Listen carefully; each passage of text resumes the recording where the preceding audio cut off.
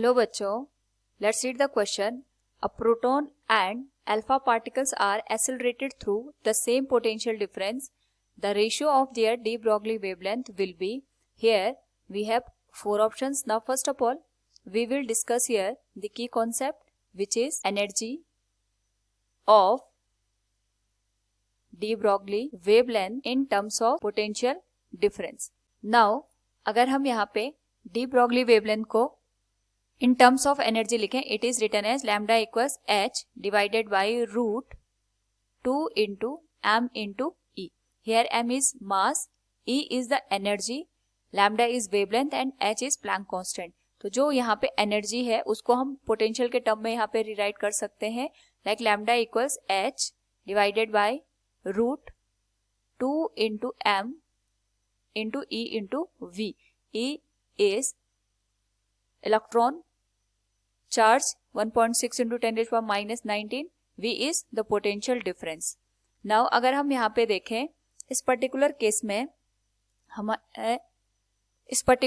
में जो potential difference है V, that is same for alpha and proton.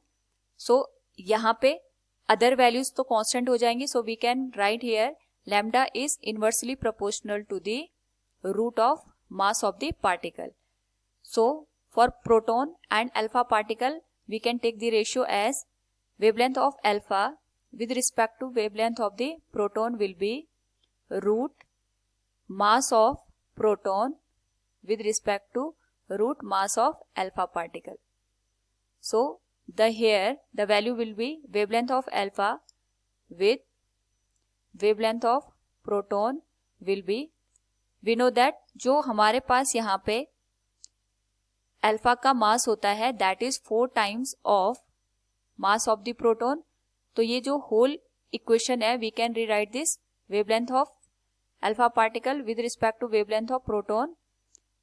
Root M से रूट एम कैंसिल हो जाएगा और ये हो जाएगा 1/. बट हमें यहाँ पे जो रेशियो पूछा गया है it is the ratio of proton and alpha particle. तो हम इसको लिख सकते हैं wavelength of proton with respect to wavelength of alpha particle, it will be written as 2:1. So from the given option अगर हम यहाँ पे देखें we can say here option C will be the correct answer. Hope all you understood it. Thank you and best of luck.